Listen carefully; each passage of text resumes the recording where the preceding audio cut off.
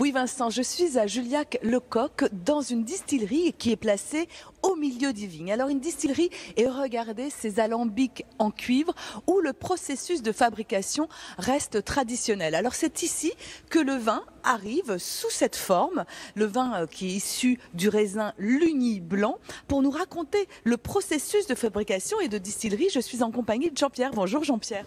Bonjour Elena. Alors racontez-moi ce qui se passe une fois que vous recevez le liquide sous cette forme.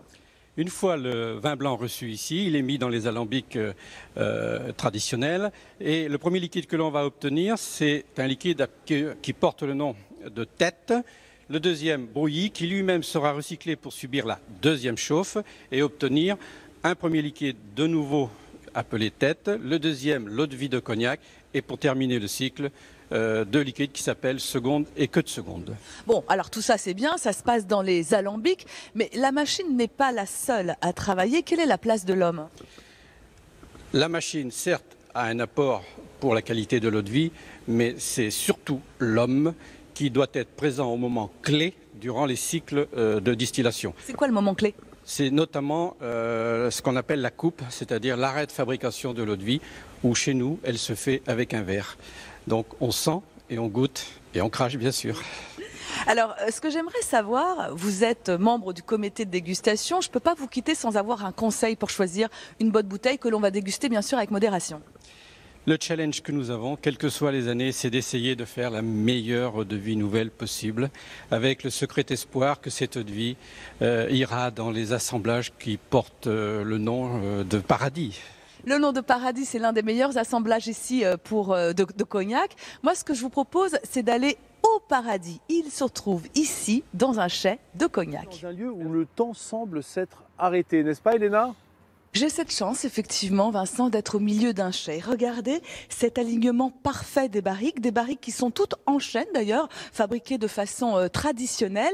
Et vous allez voir, au milieu du chai, il y a ici une porte. C'est la porte du paradis dans lequel je vous invite. Là aussi, d'autres barriques dans lesquelles vieillit la plus ancienne eau de vie de Charente. Bonjour Stéphane. Bonjour Elena. Alors quand je parle de plus ancienne eau de vie, on parle du cognac, bien sûr. On peut remonter jusqu'à quand ici ? Alors ici, dans ce chai, on peut remonter jusqu'à 1815 pour la plus vieille de nos eaux de vie, qui est aujourd'hui en Dame Jeanne. Alors pourquoi on appelle cet endroit justement le paradis ?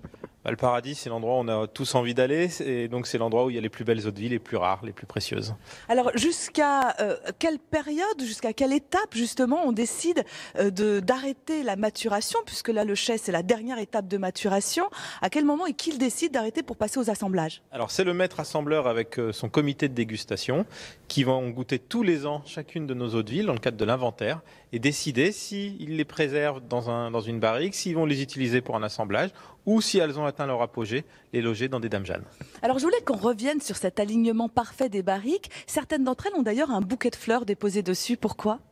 Alors, ce bouquet de fleurs, c'est lié à une cérémonie. En fait, l'abarchage, donc cette technique d'alignement et d'empilement des barriques est très particulière, très délicate à mettre en place. Et lorsque pour la première fois un jeune agent de chai réussit à le faire, eh bien, il y a une cérémonie à la fin et ce bouquet de fleurs est déposé en bout de manche, donc en bout de rangée. Oh, c'est très chouette, c'est très mignon. Alors ce que je vous propose, moi, c'est tout simplement rester ici au paradis, puisque comme dit Stéphane, on y est très bien dans cette atmosphère particulière et ces vapeurs d'alcool qui se mélangent aux odeurs de bois, le chêne des barriques bien sûr. Merci Elena.